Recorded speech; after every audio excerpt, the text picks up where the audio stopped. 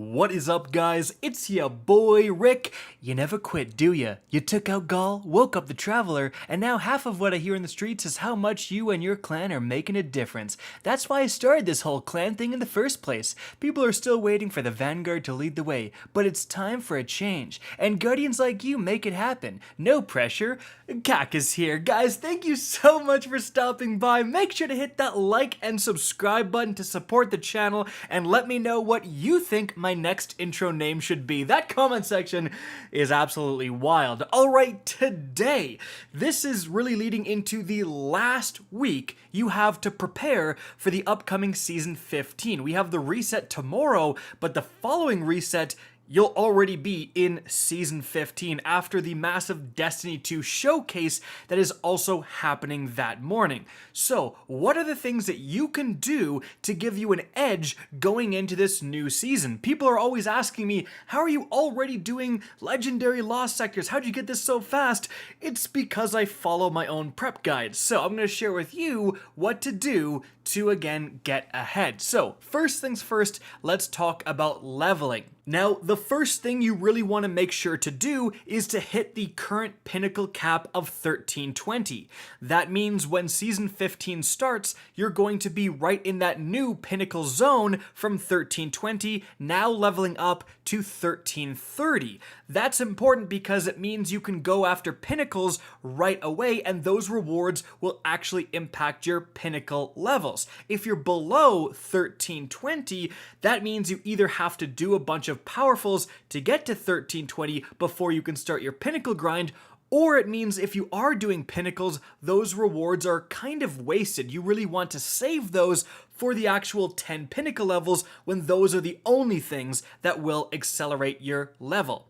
So, once you've done that, however, the next thing you should consider doing is bounty prep. Now, what this means is that you can complete bounties and then just not turn them in. They stay in your inventory, and then starting in Season 15, you hand all of your bounties in, and you gain a huge chunk of experience. You really don't need the experience right now. You're probably level 100 in the Season's Pass, for example.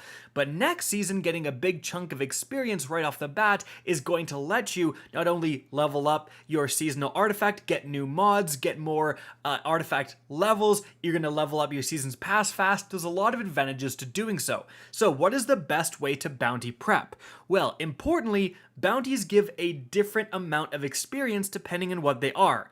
Weekly bounties give the most experience, then daily bounties, and then last you have repeatable bounties. So you really want to save weekly bounties, if you can prioritize them, and then daily bounties. Don't fill your inventory with a bunch of repeatable bounties. Those are the worst for experience.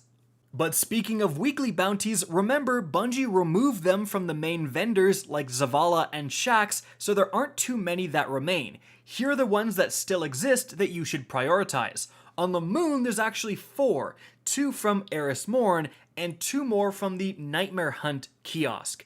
Then on Europa, you have 2 weeklies from Varix, and those are going to rotate as well. Then on the Cosmodrome, you have 2 weekly bounties from Shahan. And lastly, you have a bunch of weekly bounties in terms of clan bounties. So these are definitely more difficult to complete, but all of them count as weekly bounties. So try to prioritize those and then fill the rest with, again, dailies. If you've already filled up on, Crucible, Vanguard, Gambit, Gunsmith, like the main ones, or you don't want to do something like Crucible to get a bunch of daily bounties done, a really easy source of easy daily bounties is the EAZ and other planets like that. So the EAZ and Nessus and so on are going to have 3 rotating daily bounties that are very easy to complete. Make sure to pick up those. Alright, now moving on from there, let's talk materials and resources. Now before we talk about what to stock up on, let's talk about what to get rid of, and that is Vanguard tokens. Make sure to spend every single one of your Vanguard tokens because they are disappearing from your inventory starting on Season 15 because Zavala is being changed to match the level up system as Shaxx and also the drifter. So make sure again to spend those, at least you can get weapons. Even if you're deleting the weapons and armor you get, you're getting legendary shards and stuff like that you can actually utilize. But now let's talk about what to get. This is a great time to be visiting the spider every single day and trying to purchase planetary materials when they are available for legendary shards. Try to stock up on as many planetary materials as you can, because you never know if there's a really important, leveling system or reward system next season that uses those kinds of materials. Something else to stock up on is glimmer, and there's actually a trick to doing this. Not only do you want to make sure you have the maximum glimmer before the new season starts, but you can also have a kind of glimmer bank. And how you do that is by filling your inventory with expensive ships and sparrows. Make sure you're withdrawing ones that cost 7,500. You can see, like, this legendary ship costs that much, but this exotic ship only costs 600. The more expensive that stuff is, the more resources you'll get back. And here's what you do. Again, you fill your inventory with those right now, then you get max glimmer, and when season 15 is ongoing, you can spend your glimmer, and if you get low, you can dismantle all of those expensive ships and sparrows and get a huge chunk of glimmer back. Moving on from there, obviously, it's a great idea to stock up on upgrade modules, enhancement cores and prisms, ascendant shards, all of that stuff. Make sure to get the bright dust that's available from your seasonal challenges. Like, your seasonal challenges will kind of go away next season, so make sure you're completing all of those before season 15 starts. Something important, however, you don't actually need to withdraw every single thing from your season's pass. That's because if you go on the Bungie website, you can actually access the previous season's pass and still withdraw stuff from it. So you can actually save some stuff until you might need it next season. That's another tip. Now, something else in terms of resources is ADA1 and transmog resources. Remember, you have a transmog cap of 20 things that you can transmog this season. It's dropping down to 10 next season, and I believe if you're sitting at 18 out of 20, those extra 2, if you don't earn them by the end of the season, they'll just kind of go away. You've essentially wasted those potential transmogs. So make sure you're completing your ADA1 bounties and so on before the start of season 15. Alright, now moving on from there, let's talk loot. What loot should you be going after, and what things can you do to gain an advantage in loot next season?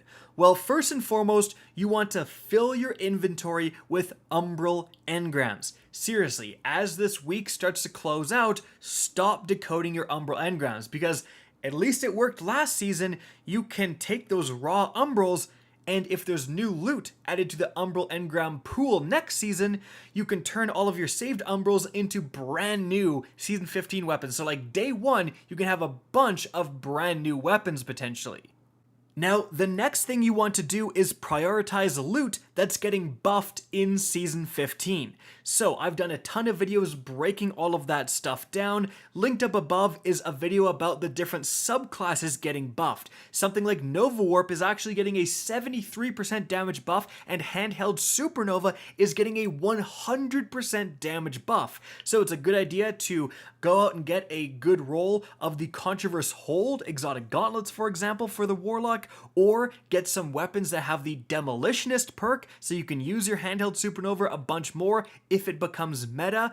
We also know a bunch of different weapon types are getting buffed, so Scout Rifles 100% are getting a PvE damage buff. Here's the video linked up above about the top 5 Scout Rifles you want to try to get before the season ends. A really easy one actually, you can get a God Roll Night Watch with explosive payload and overflow if you do the very beginning quest. You can go to the abandoned quest kiosk in the tower, get the New Light quest, and do it, and 20 minutes later, you're going to get that absolute goated Night Watch, so absolutely that is worth it. Another thing getting buffed, hand cannons are getting a PvE damage buff. There's a lot of great hand cannons. If you haven't gotten something like the Fatebringer, try to prioritize that before the season ends.